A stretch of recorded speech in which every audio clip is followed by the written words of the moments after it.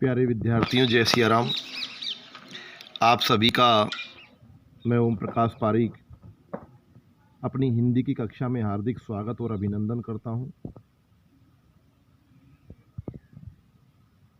मित्रों, काफ़ी समय से हमारा अध्ययन बंद था, उसके लिए मैं क्षमा प्रार्थी हूं। लेकिन एक बार फिर से मैं आप लोगों के सामने उपस्थित हूं। 4 पद के प्रकरण हम पढ़ा चुके हैं। अंतिम प्रकरण हमारा रहीम था। अब रीतिकालीन कवियों में शुमार कवि भूषण, जिन्होंने वीर रस के कवित्व लिखे हैं, उनके बारे में हम पढ़ेंगे। भूषण इनका वास्तविक नाम न होकर के एक उपाधि थी। इनका वास्तविक नाम घनश्याम था और पिता का नाम रत्नाकर त्रिपाठी था। सन 1613 ईस्वी में कानपुर के गांव तिकमापुर में इनका जन्म हुआ था। पिता त्रिपाठी पंडित थे और इनकी जो भूषण की उपाधि है वो चित्रकूट के राजा रुद्र ने इन्हें प्रदान करी थी। महाराज शिवाजी और छत्रसाल के सानिध्य में इन्होंने अपनी रचनाएं लिखी, उनका गुणगान किया। कई रचनाएं जिनमें शिवराज भूषण, छत्रसाल दशक, शिवा बावनी, भूषण उल्लास और हजारा प्रसिद्ध हैं। इनकी विशेषता यह है कि यह वीर रस के कवि हैं। ओज गुण तो जैसे इनकी रचनाओं में फूट फूट के निकलता है। राष्ट्रीयता की भावना इन्होंने भरी है। यहाँ कवित्व छंद के 5 उदाहरण हैं और उन 5 में महाराज शिवाजी की सेना, उसके उत्साह और शिवाजी महाराज की वीरता का वर्णन किया गया है।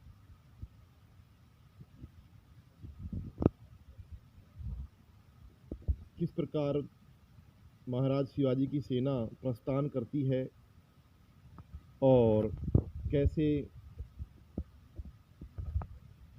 महाराज शिवाजी अपनी सेना में जोश भरते हैं, इसका वर्णन किया गया है। सुनिए आप ध्यान से। साजी चतुरंग सैन अंग में उमंग धारी, सर जा शिवाजी जंग जीतन चलत है। भूषण भनत नाद विहद नगारन के, नदी नद मद गैबरन के रलत हैं। ऐल फैल खैल भैल खलक में गैल गैल, गजन की ठैल पैल सैल उसलत है। तारा सो तरनी धूरी धारा में लगत जिमी, थारा पर पारा पारा वारियों हलत है। तो मित्रों, प्यारे विद्यार्थियों, ये तो इसका वाचन हुआ। अब हम इसका व्याख्या रूप देखेंगे। साजी चतुरंग सैन अंग में उमंग धारी। यहाँ वीर रस के कवि भूषण महाराज शिवाजी की सेना के प्रस्थान का वर्णन करते हुए कहते हैं कि महाराज शिवाजी, जिन्होंने सरजा की उपाधि धारण कर रखी थी, अपनी चतुरंगिणी सेना को सजा करके, प्रत्येक अंग में उमंग धारण करके, उत्साह धारण करके युद्ध जीतने के लिए प्रस्थान करते हैं। सरजा शिवाजी की उपाधि थी और चतुरंग यानी 4 प्रकार की, सैन यानी सेना। अब 4 प्रकार की सेना मित्रों उस समय यह होती थी: हाथी सेना, रथ सेना, घुड़सवार सेना और अंतिम चौथी थी पैदल सेना। ध्यान रखना। भूषण भनत, कवि भूषण कहते हैं कि नाद विहद नगारन के, कि सेना के प्रस्थान के समय भयंकर और विशाल नगाड़ों की आवाज़ गूंजती रहती थी, अर्थात बजने लगते थे। नदी नद मद गैबरण के रलत है, और सेना में जब हाथी प्रस्थान करते थे तो उन हाथी, गैबरन यानी हाथी, हाथियों के मद से निकल, जो हाथियों का सिर है उससे एक मद, मैदा नामक एक रस का स्त्राव होता है, जिसे नदी नाले रड़त हैं यानी भर जाते हैं। अर्थात हाथियों के सिर से निकलने वाले मद से नदी और नाले भर गए हैं। ये एक अतिशयोक्तिपूर्ण बात है, कह सकते हैं कि अतिशयोक्ति अलंकार है। ऐल फैल खेल बैल खलक में गैल गैल, गजन की ठैल पैल सैल उसलत है। ऐल फैल यानी इधर उधर चलने के, किससे? हाथियों के। हाथियों के इधर उधर चलने से, खलक में यानी संसार भर की, गैल गैल अर्थात गली गली में, खैल वैल यानी खलबली मच जाती है। हाथियों के इधर उधर चलने से संसार भर की गलियों में खलबली मच जाती है। खलक का मतलब होता है संसार। गजन की ठैल पैल, हाथियों की ठसाठसी से, एक दूसरे से के रगड़ने से पर्वत भी उखड़ने लगते हैं। सैल अर्थात पर्वत। तारा सो तरनी धूरी धारा में लगत जिमी, तारा सो तरनी धूरी धारा में लगत जिमी, जिमी यानी जैसे।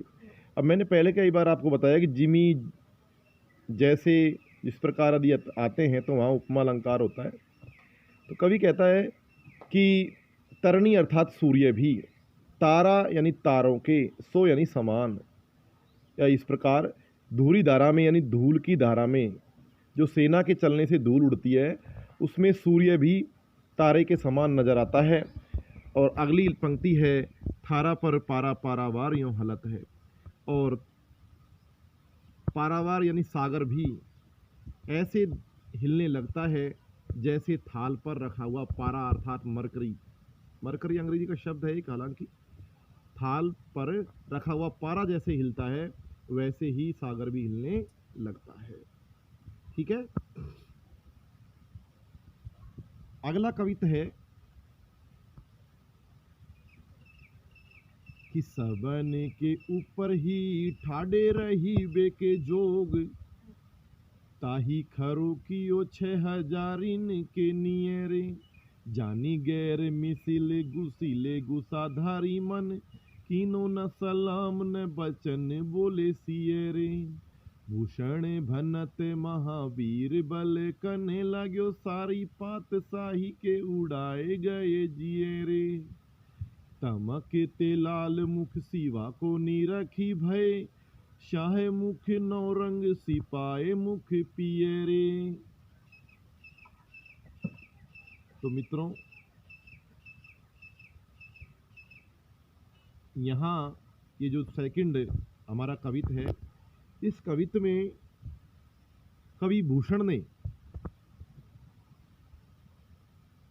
उस स्थिति का वर्णन किया है जब महाराज जयसिंह और शिवाजी के मध्य में पुरंदर की संधि हुई थी,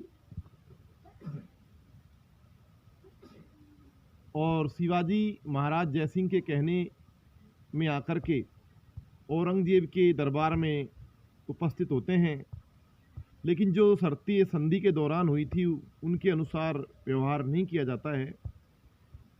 तो क्या होता है वो आप सुनेंगे ध्यान से। सबन के ऊपर ही ठाडे रही बेके जोग, कि जिस छत्रपति महाराज शिवाजी को सबके ऊपर खड़ा किए जाना था, अर्थात जो सबके आगे रहने के योग्य थे, ताही यानी उन्हें खरो कियो खड़ा कर दिया गया 6000 के नियरे, 6000 मनसबदारों के पास में। 6000 या 1000 अथवा 10,000, ये एक मनसबदारी प्रथा थी मुगल काल की।